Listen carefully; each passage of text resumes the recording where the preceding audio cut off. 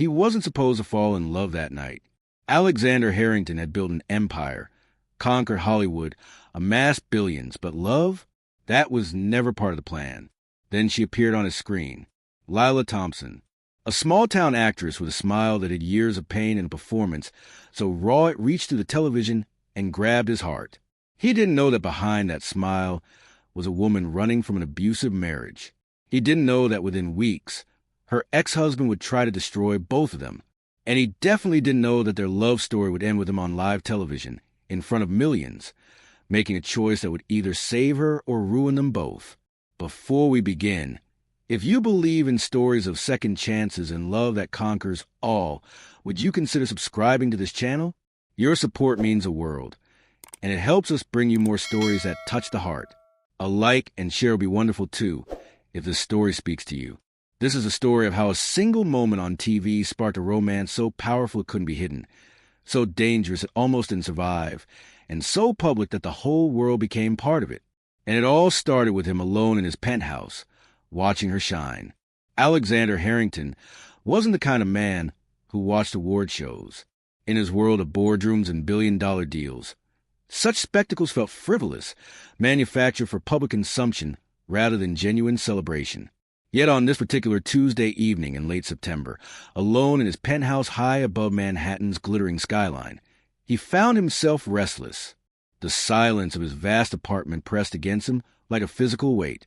Success had given him everything except the one thing money couldn't buy: someone to share it with. He poured himself a glass of scotch and reached for the remote, flipping through channels without purpose. News, sports, reality television. Nothing held his attention until he landed on the Hollywood Rising Stars Awards, broadcasting live from Los Angeles. He almost moved on, his finger hovering over the button, when she walked onto the stage. Lila Thompson. He didn't know her name yet, but something about her presence stopped him cold. She wore a simple emerald dress that caught the stage lights, her dark hair falling in soft waves past her shoulders. But it wasn't her beauty that held him transfixed. It was something else entirely, an authenticity that seemed to radiate from her very being, a warmth that somehow traveled through fiber optic cables and satellite signals to reach him 3,000 miles away. She was presenting the award for Best Supporting Actor, but before announcing the nominees, she paused. The audience quieted. When she spoke, her voice carried a vulnerability that made every word feel like a confession. "I grew up in a small town in Ohio," she began, her eyes sweeping across the crowd, "dreaming of nights like this. But the journey here wasn't what I imagined. It was harder, darker. There were times I thought about giving up, times when the light seemed so far away I couldn't remember what it looked like." She smiled then, and Alex felt something shift in his chest. "But here's what I learned. The darkness makes you appreciate the light. Every struggle, every moment of doubt, every time you choose to keep going despite the fear. Those moments define us far more than our victories ever could." The camera panned across the audience. Some were nodding. Others had tears in their eyes. But Alex couldn't see them. He only saw her. So to everyone watching tonight who's still searching for their light, Lila continued, her voice growing stronger. "Keep going. Your moment is coming. And when it does, you'll understand why you had to fight so hard for it." The applause was thunderous, but Alex barely heard it. He set down his scotch, his hand trembling slightly, and reached for his phone. His fingers moved across the screen with unusual urgency, typing her name into the search bar. Lila Thompson. Within seconds, images filled his screen.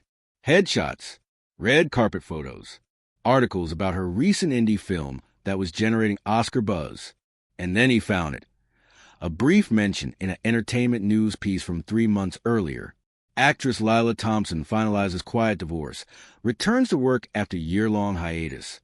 The details were sparse, carefully vague, but Alex had spent decades reading between the lines of carefully crafted press releases. He recognized the language of protection, of secrets kept just below the surface. He scrolled deeper, finding older articles, interviews, glimpses into her life before whatever had caused that year-long absence. A theater kid from a town called Millbrook. Big dreams carried to Los Angeles on hope and determination. Small roles that led to bigger ones. And then nothing. a gap in her timeline that the internet couldn't explain. But her speech tonight had explained enough. The darkness she mentioned wasn't metaphorical. She had survived something, endured something, and emerged on the other side still capable of that genuine smile, still able to encourage others who were struggling. Alex looked up from his phone, back to the television where the awards show continued without her. She had left the stage, but she hadn't left his thoughts. For the first time in longer than he could remember, Alexander Harrington felt something beyond the numbness of routine success. He felt awake, alive, compelled. He was going to meet her. Somehow, he was going to meet this woman who had reminded him what it felt like to want something that couldn't be acquired through wealth or power alone. The internet told him everything and nothing at all. Alexander Harrington had spent the entire night, well past 3 a.m, piecing together the fragmented story of Lila Thompson's life from articles, interviews, and social media posts that felt increasingly inadequate the more he read. He sat at his mahogany desk, the city lights dimming as dawn approached, surrounded by the glow of multiple screens displaying different pieces of her puzzle. Lila Marie Thompson, born in Millbrook, Ohio, population 8,000, the daughter of a high school English teacher and a nurse.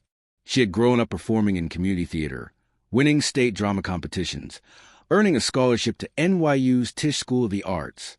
The early articles painted a picture of a small-town girl chasing big-city dreams with talent and determination that impressed everyone she met. Her first years in Los Angeles had been the typical struggling actress story, waitressing between auditions, landing commercials and minor television roles, slowly building a resume that showed promise. Then came her breakthrough, a supporting role in an independent film that premiered at Sundance 4 years ago. Critics loved her. Offers started coming. Her trajectory pointed unmistakably upward. And then she married Marcus Thompson.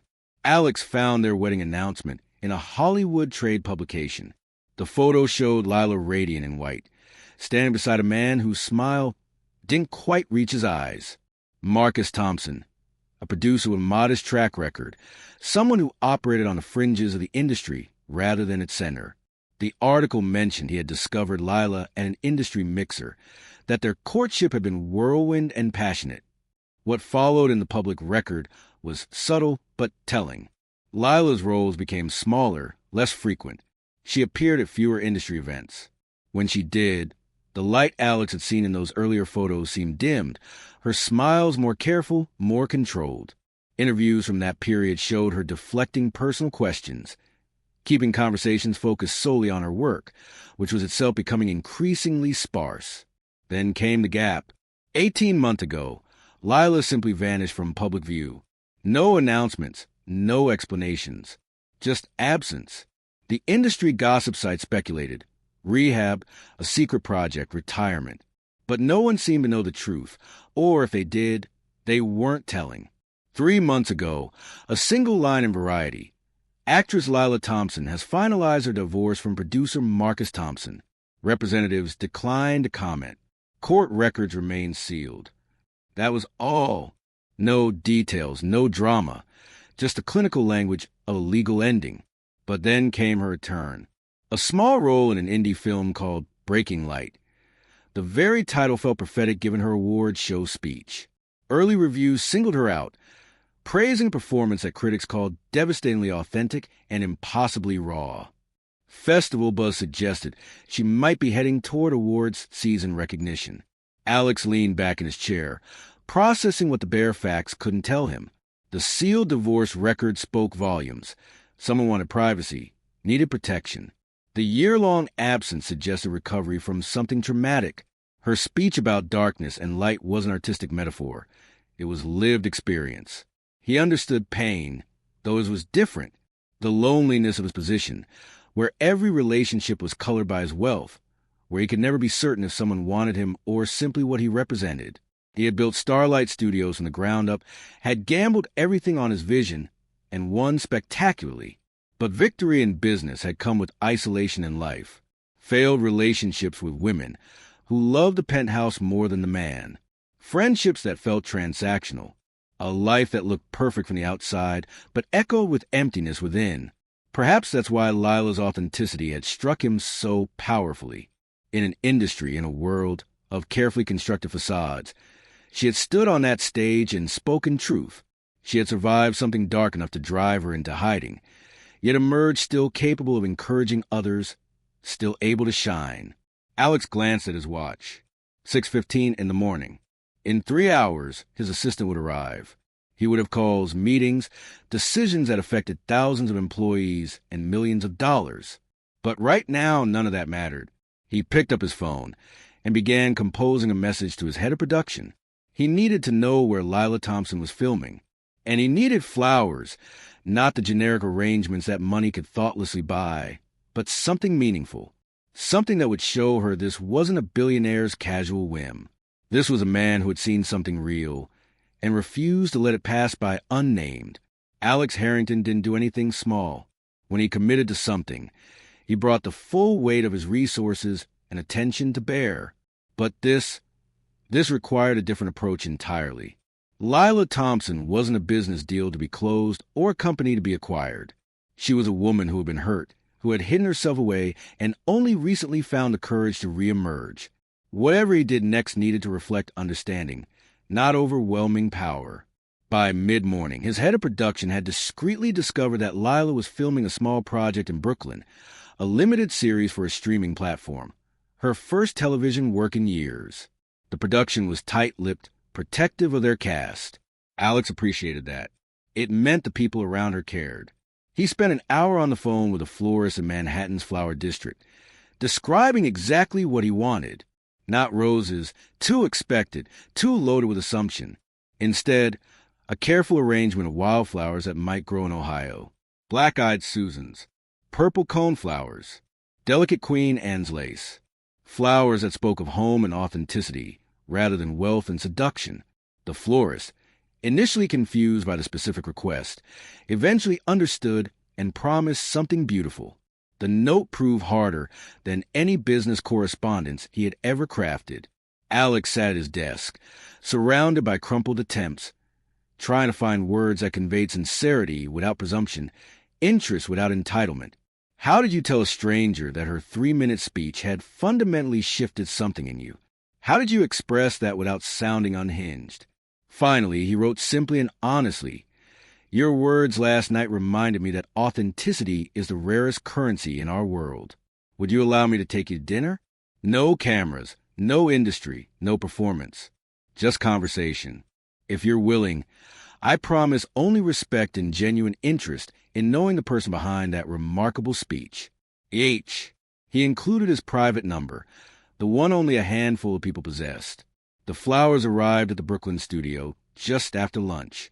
Alex knew this because his phone rang 20 minutes later. Not Lila, but her publicist, professional and cautiously curious. "Mr. Harrington, I'm calling on behalf of Lila Thompson regarding your delivery. I hope the flowers were well received," Alex said carefully.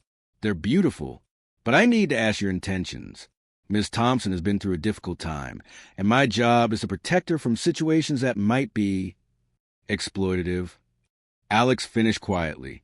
"I understand completely. I'm not looking for publicity or a transaction. I saw her speech and was moved by it. I'd like the opportunity to have dinner with her, privately, if she's comfortable with that. If she's not, I'll respect that decision entirely." There was a pause. "Let me speak with her." An hour later, his phone buzzed with a text from an unknown number. "This is Lila. The flowers are lovely. How did you know about Ohio wildflowers?" Alex smiled, typing quickly. "I did some research. I wanted you to know this wasn't casual impulse." 3 dots appeared, disappeared, appeared again. "That's either very thoughtful or very intense. I haven't decided which." "Hopefully thoughtful," he wrote back. "Would dinner help you decide?" Another long pause. Alex forced himself not to stare at the screen, turning to the contracts on his desk while he waited. When his phone finally buzzed, her response was brief. "One dinner. Somewhere quiet. Somewhere I can leave if I need to." "Absolutely," he replied immediately. "There's a small jazz bar in Brooklyn. Henry's. Very low-key, excellent food, private booths. Thursday at 7. Thursday works. But Mr. Harrington." "Alex. Please. Alex." I should tell you, I'm not looking for anything complicated right now. I'm barely finding my footing again. He understood what she wasn't saying, the caution born from experience, the need to protect herself. I'm just asking for dinner, Lila. No expectations beyond getting to know you. You set the pace entirely. Okay, she typed. Thursday. 7. Henry's. Alex set down his phone, his heart beating faster than it had during any business negotiation. Thursday was 3 days away. 3 days to prepare for the most important meeting of his life. One that had nothing to do with contract or profits, and everything to do with a connection he didn't fully understand but desperately wanted to explore. She almost didn't show up. Lila Thompson sat in her car outside Henry's for 15 minutes, watching through the window as other patrons entered and exited, her hands gripping the steering wheel like a lifeline. Her best friend Maya had spent an hour helping her get ready, encouraging her, reminding her that not every powerful man was dangerous. But trauma doesn't listen to logic, and Lila's body remembered fear even when her mind tried to reason past it. Finally, at 7:12, she forced herself out of the car and walked through the door. The interior was intimate and warm. Exposed brick walls, dim amber lighting, a small stage where a jazz quartet played soft standards. And there, in a corner booth away from the crowd, sat Alexander Harrington. He stood when he saw her, and Lila's first thought was that he looked different than his photos, less intimidating. He wore simple dark jeans and a gray sweater rather than the tailored suits he wore in business magazines. His expression held uncertainty, even nervousness, which somehow made breathing easier. "Lila," he said, his voice softer than she expected. "Thank you for coming. I wasn't sure you would." "I wasn't sure either," she admitted, sliding into the booth across from him. The honesty seemed to relax something in both of them. Alex smiled, a genuine expression that reached his eyes, and signaled the waiter. They ordered drinks, and then Alex did something Lila hadn't anticipated. He asked about her, not her career, not her recent film, not the carefully managed talking points she had prepared. He asked what books she loved, what she missed most about Ohio, what made her laugh. Questions that required real answers rather than polished deflections. "I miss fireflies," she found herself saying. "Los Angeles doesn't have them, and summer nights feel incomplete without those little flashes of light in the darkness." Alex leaned forward, genuinely interested. "What else?" "Thunderstorms. Real ones, where the whole sky opens up and the rain sounds like applause on the roof. And my mother's garden. She grows vegetables, herbs, flowers, all mixed together in this chaotic, beautiful mess that somehow works perfectly." They talked through dinner, the conversation flowing with surprising ease.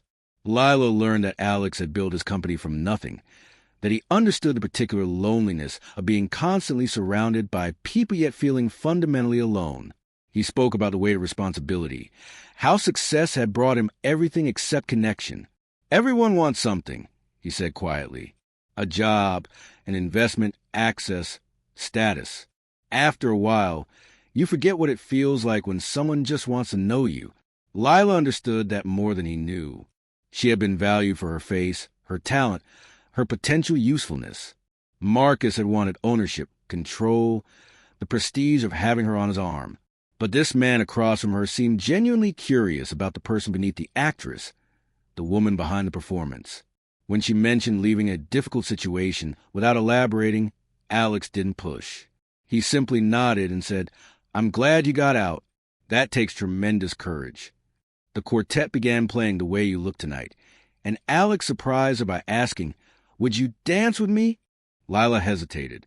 Physical closeness still felt dangerous sometimes, an intimacy that required trust she wasn't sure she had. But something in his patient expression, the way he held out his hand without expectation, made her take the risk.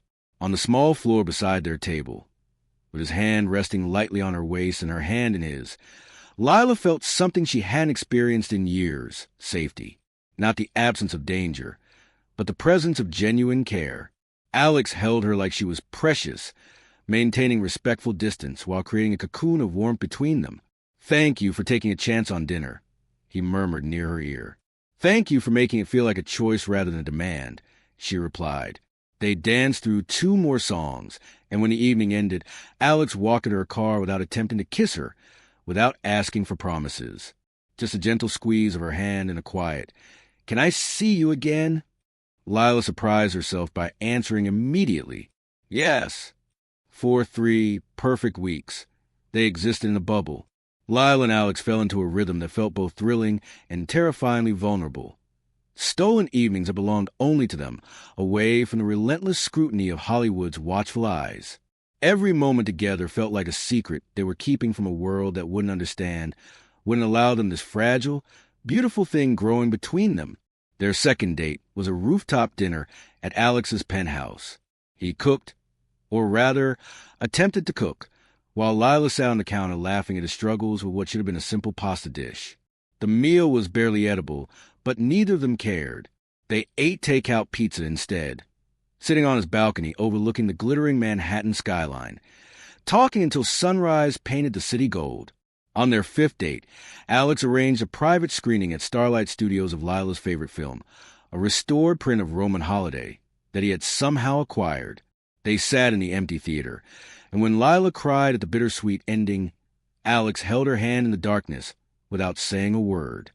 Slowly, carefully, Lila began sharing pieces of her past she had kept locked away. Late one night, curled up on his couch with tea warming her hands, she told him about Marcus. Not everything. The details were still too raw, too painful, but enough. The controlling behavior that started small. The isolation from friends and family. The times he grabbed her too hard, pushed her against walls, made her feel like she was disappearing into nothing. He never left marks where people could see, she whispered, her voice barely audible. He was too smart for that, and he convinced me it was my fault, that I was too sensitive, too dramatic. By the time I realized what was happening, I didn't know how to leave. Alex's jaw tightened, but his voice remained gentle. "How did you get out?" "My mom came to visit. She saw through everything I had tried to hide. She literally packed my bags and drove me home to Ohio. I spent a year there, healing, try to remember who I was before him." Lila looked up at Alex with eyes that held both strength and residual fear. Coming back to L.A. terrified me, but staying hidden felt like letting him win. Alex pulled her closer, his arms a sanctuary rather than a cage. "You're the bravest person I've ever met." In return, Alex shared his own loneliness, the particular isolation of extreme wealth, where genuine connection felt impossible. Failed relationships with women who loved his penthouse, his influence, his black credit card, but never truly saw him. Business partnerships that felt more authentic than his personal life. The hollow victory of achieving every material goal while coming home to empty silence. "I stopped believing I could have what other people have," he admitted. "Real partnership. Someone who stays through the boring parts, the difficult parts. Someone who doesn't need me for anything except myself." "I don't need you," Lila said softly, then smiled. "I want you. There's a difference." Their first kiss happened during that private screening, when Gregory Peck said goodbye to Audrey Hepburn on screen. It was tender and careful, full of promise rather than demand. Lila felt her walls crumbling, felt herself trusting again despite the voice in her head, warning her to protect herself. She started staying overnight at his penthouse. Not every night, but enough that her toothbrush found a permanent place in his bathroom.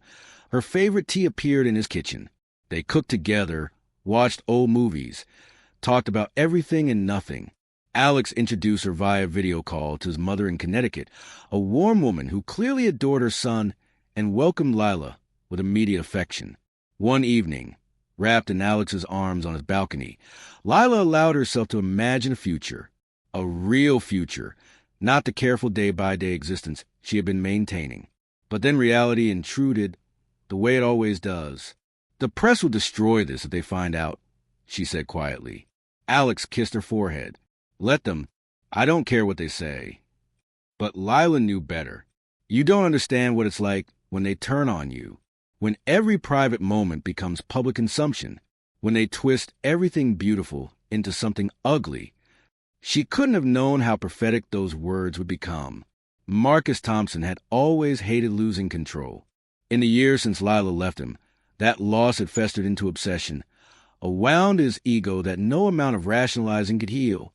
He told himself he had moved on, that she was nothing to him now, but the truth gnawed at him during sleepless nights. She had been his possession, his trophy, and she had dared to walk away. Then came the photograph. A grainy paparazzi shot, published on a gossip website's early morning update. Lila Thompson emerging from a sleek Manhattan building at 6 a.m, her hair slightly mussed, wearing the same dress she had worn the night before. The building was identified in the caption, Alexander Harrington's residence. Marcus stared at the image on his laptop screen, his coffee growing cold beside him. A billionaire. She had left him, a working producer, someone who had given her opportunities, and landed herself a billionaire. The injustice of it ignited something dark and vengeful in his chest. Within hours, he was on the phone with tabloid journalists, offering them the story they didn't know they wanted. He positioned himself as a sympathetic ex-husband, the man who had loved a troubled woman and paid the price for his devotion. He spoke with practiced sadness about Lila's instability, her patterns of behavior, the difficulties in their marriage that he had tried so hard to overcome. "I don't want to speak ill of her," he said with false reluctance, "but people deserve to know the truth. She has a history of using people, of creating chaos, and then playing the victim. I tried to help her, tried to support her career, but she accused me of terrible things when I wouldn't let her self-destruct." The journalists ate it up. A scorned ex-husband, a rising actress, a billionaire playboy. It was tabloid gold. Marcus provided them with carefully selected photographs of their marriage, images where Lila looked distant or upset, which he claimed showed her erratic moods. He showed them photos of a bruise on his own arm, suggesting she had been violent toward him. "I'm speaking out now because I'm worried about her," Marcus concluded with practiced concern. "And I'm worried about Mr. Harrington. He seems like a good man who doesn't understand what he's gotten himself into. She's convincing. I know that better than anyone. But this pattern will repeat itself. It always does." The story broke that afternoon like a wildfire. Lila Thompson's dark past revealed. Ex-husband speaks out. Is billionaire Harrington being manipulated? From abuse accusations to billionaire's bed. The troubling pattern of Lila Thompson. Lila was at Alex's penthouse when her phone began exploding with notifications. Texts from her publicist, her agent, her mother. Calls from journalists requesting comment. Social media mentions multiplying by the second. She clicked on the first article and felt the world tilt beneath her. There was Marcus's face, wearing an expression of wounded nobility he had perfected. There were his lies, dressed up as reluctant truth-telling. And there were the photos, images from the worst days of their marriage, moments when his control had crushed her spirit, now presented as evidence of her instability. "No," she whispered, the phone slipping from her hands. "No, no, no." Alex found her on the bathroom floor 20 minutes later, knees pulled to her chest, hyperventilating. The panic attack had taken hold completely, her body remembering every moment of Marcus's manipulation, every time he had twisted reality until she couldn't trust her own perceptions. "Lila, breathe with me," Alex urged, sitting beside her, not touching until she reached for him. "In through your nose, out through your mouth. You're safe. I'm here." But safety was an illusion. Her phone continued buzzing on the marble floor. Messages from brands dropping endorsements. Her agent reporting that film producers were reconsidering offers. The court of public opinion rendering its verdict without trial or testimony. Marcus had weaponized the one thing she couldn't defend against, her own trauma, and the world was believing every word. Alex Harrington built an empire by fighting, and now he would fight for her. While Lila sat wrapped in a blanket on his couch, still trembling from the panic attack, Alex moved through his penthouse with focused intensity. Phone pressed his ear, assembling his team with military precision. His legal department arrived first, 3 attorneys specializing in defamation, privacy law, and media litigation. Then his head of public relations, a sharp woman named Catherine, who had navigated countless Hollywood scandals. His personal security chief came next, already reviewing footage from building cameras and assessing potential threats. "I want everything on Marcus Thompson," Alex told his legal team.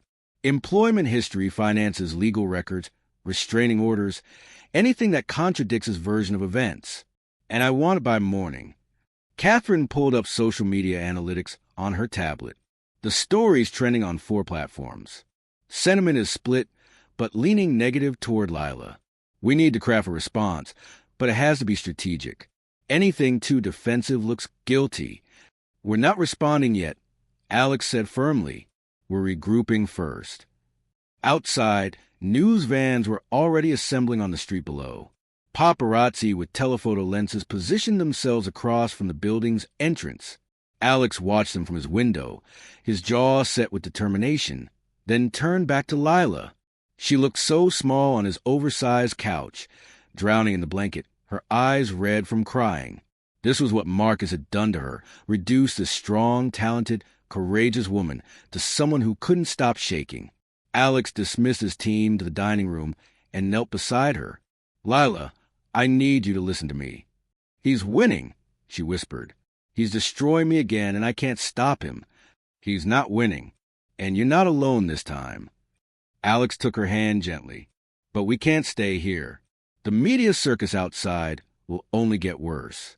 I have a place, a beach house in the Hamptons. Private, secure, completely off the grid. I want to take you there while my team handles this. Lila shook her head. That's running away.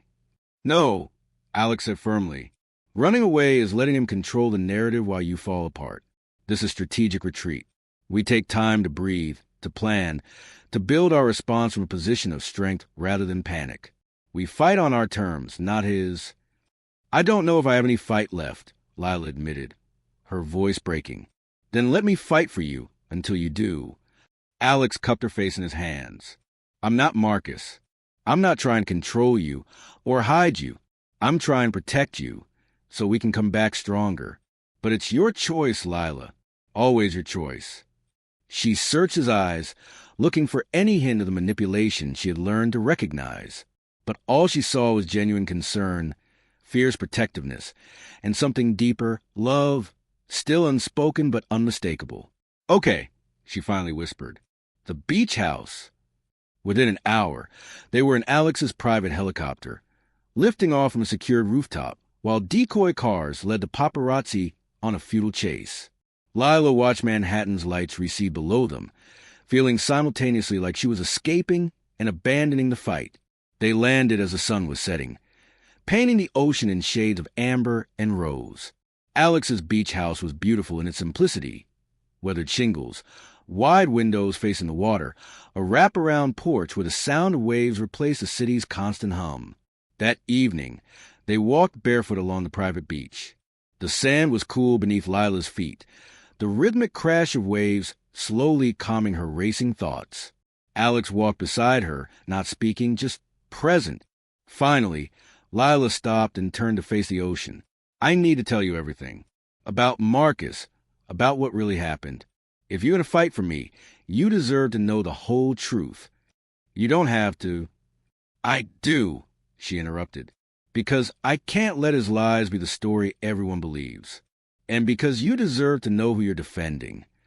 So there, with the ocean as their witness and stars emerging overhead, Lila told him everything.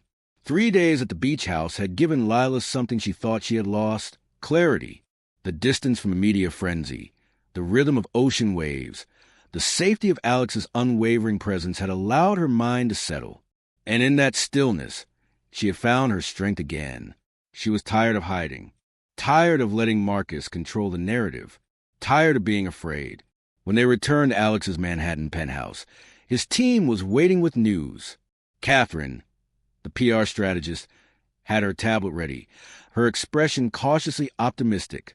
We found 3 other women willing to speak about Marcus Thompson's behavior, Catherine reported, all on record, and his story is already showing cracks, inconsistencies in his timeline, fabricated details that don't match public records. But here's the situation. Lila, you have that interview with the Tonight Show scheduled for tomorrow night. Your team wants you to cancel. They think it's too risky. Lila had forgotten about the interview, booked weeks ago to promote her new film, before her life had exploded into tabloid fodder. The thought of sitting under those bright lights while millions watched, answering questions about the scandal, made her stomach twist. But something else stirred in her chest, too. Determination. "What if I don't cancel?" she asked quietly. Alex looked at her sharply. "Lila, you don't have to put yourself through that. But what if I want to? What if I go on and tell my side? The truth, in my own words, where you can't twist it?" Catherine leaned forward. "That could work powerfully in your favor.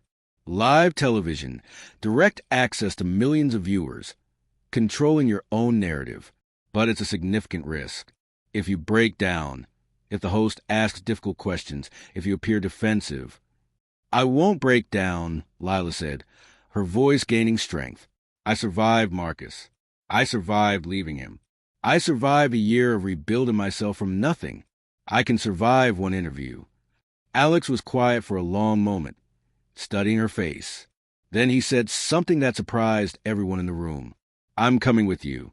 "Alex, that's not," Catherine started. "I'm going to the Tonight Show with Lila," Alex repeated firmly. "Not on camera, initially. But I'll be there, backstage. And if the moment feels right, I'm going to walk out onto that stage and stand with her publicly." Lila's eyes widened. "You can't do that. The media will tear us apart even more." "Let them try," Alex said quietly. "Marcus is winning because you're alone in this fight. Because he's painted you as the unstable one, the manipulator, the liar. But what if you're not alone?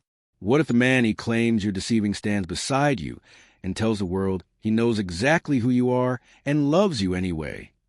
The word hung in the air between them. Loves. Alex hadn't said it before, not directly, though Lila had felt it in every protective gesture, every tender moment. Now, here it was, spoken in front of his entire team as a declaration of intent. Catherine looked between them, calculating. It could work. It's unprecedented. Definitely risky. But the authenticity of it might cut through all the noise. People respond to genuine emotion, genuine partnership. "What do you think, Lila?" Alex asked. "It's your choice. We can cancel the interview, wait for the legal process, let the lawyers handle everything. Or we can do this together." Lila thought about Marcus watching from wherever he was, probably feeling triumphant, believing he had destroyed her again. She thought about every woman who had been abused and then disbelieved, blamed, dismissed. She thought about the strength she had found in darkness, the light she had promised to seek. "We do it together," she said. "Tomorrow night, live television. I tell my truth, and we face whatever comes next as a team." Alex took her hand, squeezing gently. "Then let's show the world what real partnership looks like." Outside, the sun was setting over Manhattan, painting the sky in defiant shades of gold.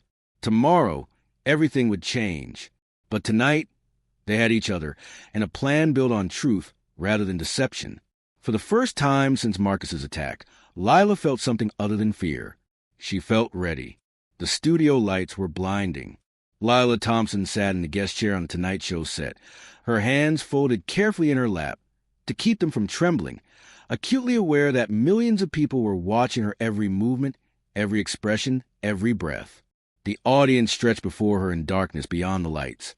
Their presence felt rather than seen, a collective witness to whatever would unfold in the next few minutes. Jimmy Fallon sat across from her, his usual playful energy tempered with visible compassion. He had started the interview gently, asking about her new film, giving her space to talk about her craft before the inevitable turn toward the scandal that had dominated headlines for the past week. Now that moment had arrived. "Lila," Jimmy said carefully, his tone shifting to something more serious, "I think we need to address what's been happening in the media. Your ex-husband has made some serious allegations. You don't have to talk about this if you don't want to, but if you do, this is your space to do it." Lila took a breath, feeling the weight of every eye on her. Backstage, she knew Alex was watching on a monitor, his presence a tether even though she couldn't see him. This was it. Her chance to reclaim her story, to speak her truth before it was buried under Marcus's lies. "Thank you, Jimmy," she began, her voice steady despite her racing heart. "I do want to talk about it, actually, because silence hasn't protected me. Hiding hasn't protected me. And I think there are a lot of people watching who understand what it's like when someone twists your reality until you can't recognize your own life anymore. The audience was completely silent now. My ex-husband is telling his version of our marriage. Lila continued, her voice growing stronger. Here's mine. I was married to a man who seemed wonderful at first. Charming, supportive, everything I thought I wanted.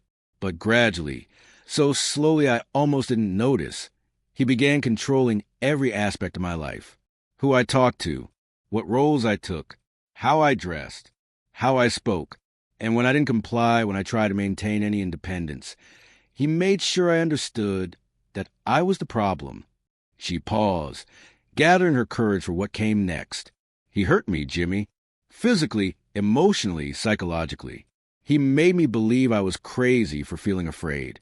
He isolated me from everyone who cared about me. And when I finally found the strength to leave, when my mother literally rescued me and took me home, I spent a year learning how to trust my own perceptions again, learning that I wasn't the unstable, dramatic, impossible person he convinced me I was. Tears threatened, but Lila blinked them back. She had promised herself she wouldn't break down, wouldn't give Marcus the satisfaction of seeing her crumble. So when he goes on television and tells the world that I'm a manipulator, that I'm unstable, that I'm using people, her voice cracks slightly. He's doing exactly what he did in our marriage, controlling the narrative, making himself the victim, ensuring that even in freedom, I'm still trapped by his version of reality. The audience erupted in supportive applause, but Lila barely heard it. She was looking directly into the camera now, speaking not to Jimmy or the studio audience, but to everyone watching, especially the women who understood, who had survived similar darkness. I left to save my own life, she said clearly, and I would do it again, every single time. Jimmy reached across and squeezed her hand briefly. That takes incredible courage. So does coming back, Lila replied. So does refusing to hide. So does building a life after someone tried to destroy you. And the new relationship? Jimmy asked gently, with Alexander Harrington? Your ex-husband has suggested. Alex has been a light in a very dark time, Lila interrupted, a genuine smile breaking through for the first time. He's shown me what partnership looks like when it's built on respect instead of control, what love looks like when it heals instead of harms. Backstage, Alex heard those words and made his decision. He turned to his assistant, who immediately shook his head. You can't just walk onto a live television set. Watch me, Alex said, already moving toward the stage entrance. And then he walked onto the stage. The audience gasped collectively, a sound like wind rushing through the studio. Jimmy Fallon's eyes widened in genuine shock, his practiced composure momentarily abandoned. The camera swiveled instinctively to capture Alexander Harrington striding across the set with quiet determination, his focus entirely on the woman in the guest chair, whose expression had shifted from surprise to confusion to dawning understanding. I'm sorry to interrupt, Alex said, his voice carrying across the suddenly silent studio.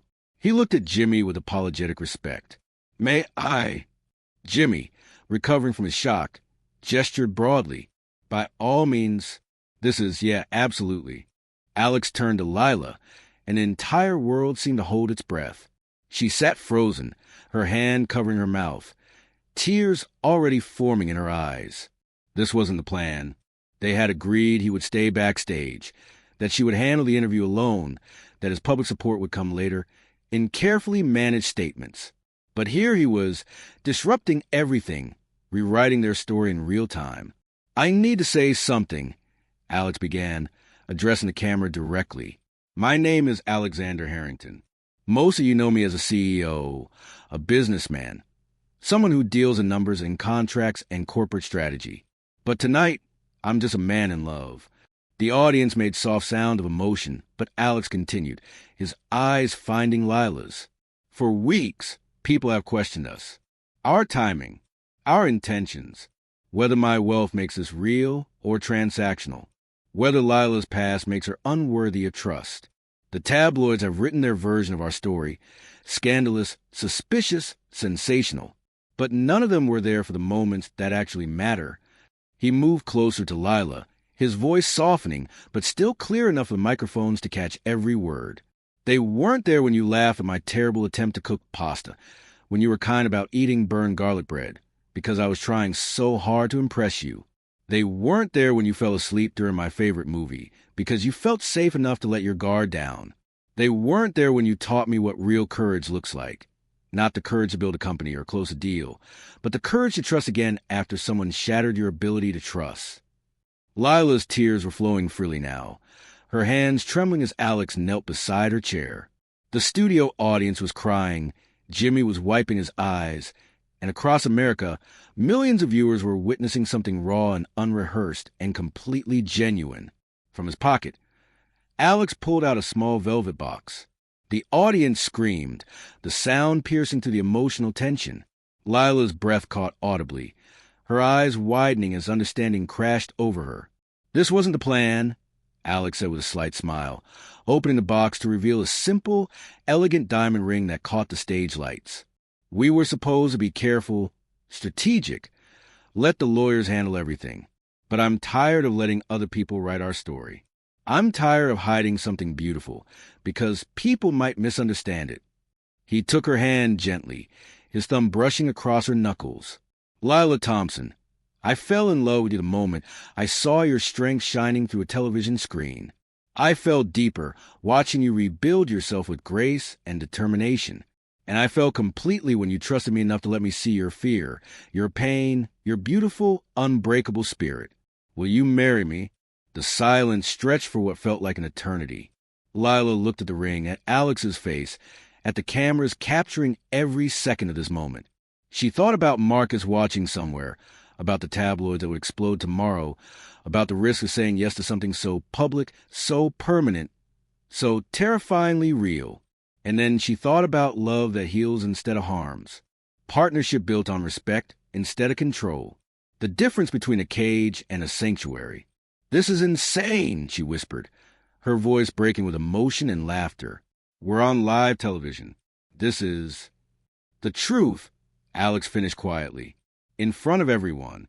No more hiding. No more letting other people define us. Lila looked into his eyes and saw her future. Imperfect, complicated, but built on foundations of genuine love and unwavering support. She saw safety. She saw partnership. She saw home.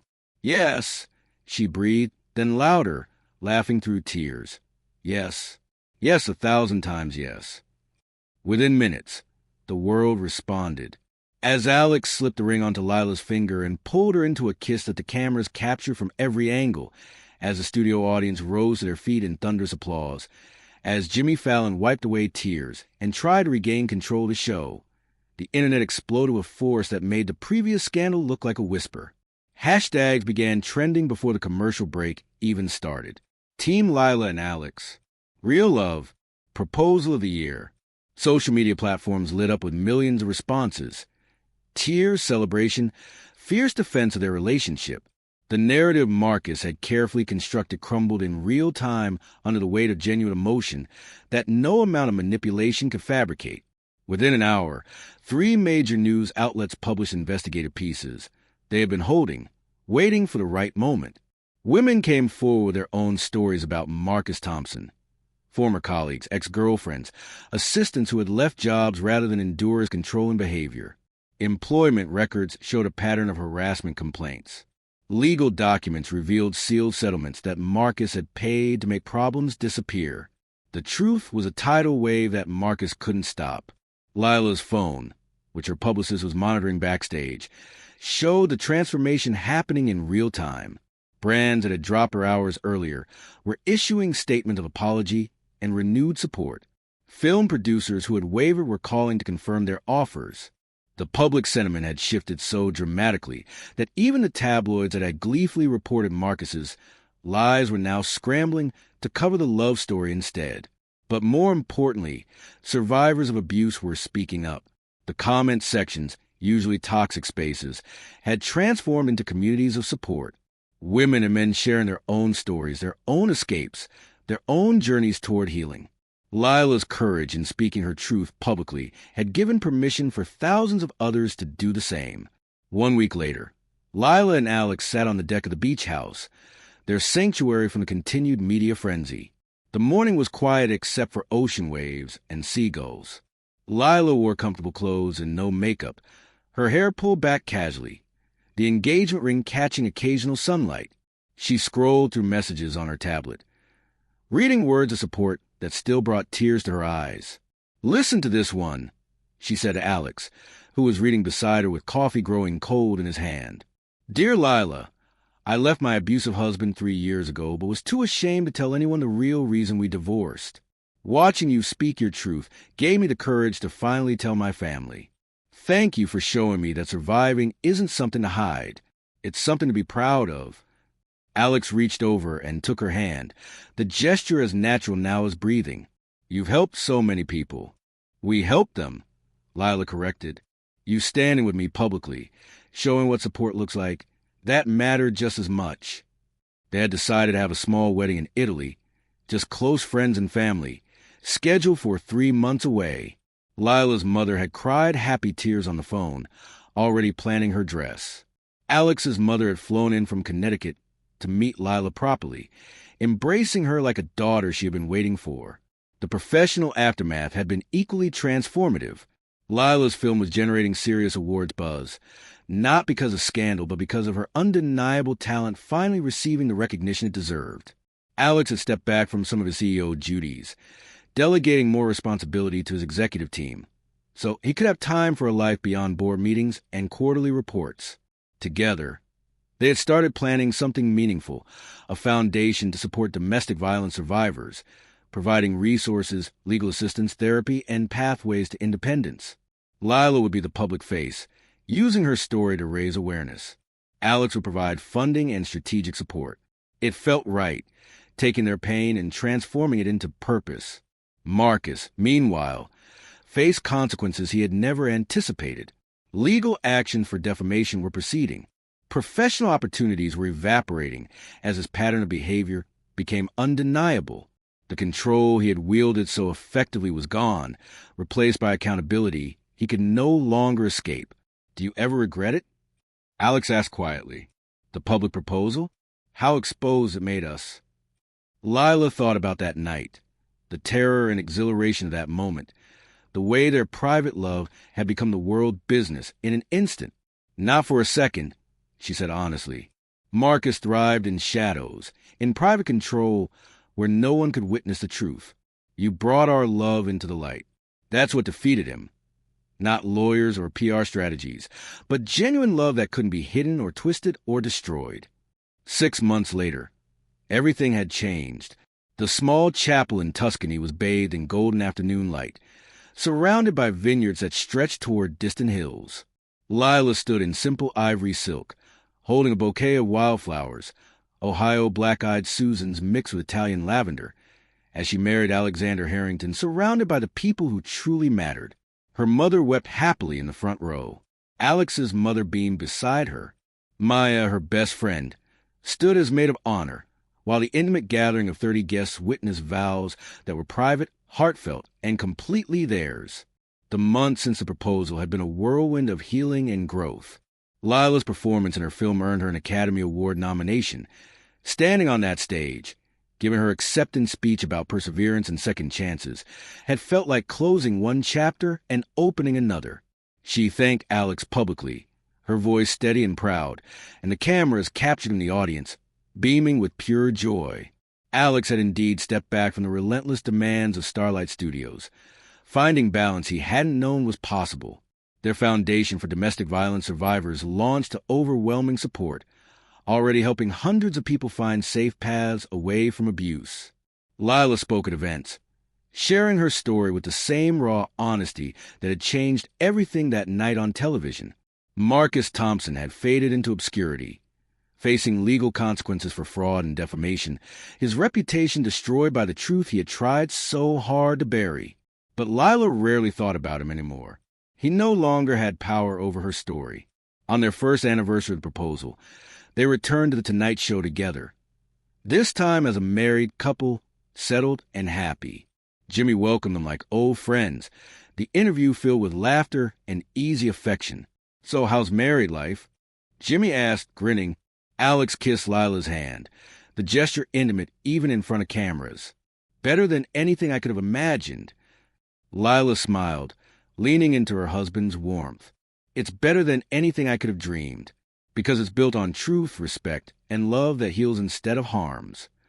And it all started, Jimmy said, gesturing to the very stage where everything had changed.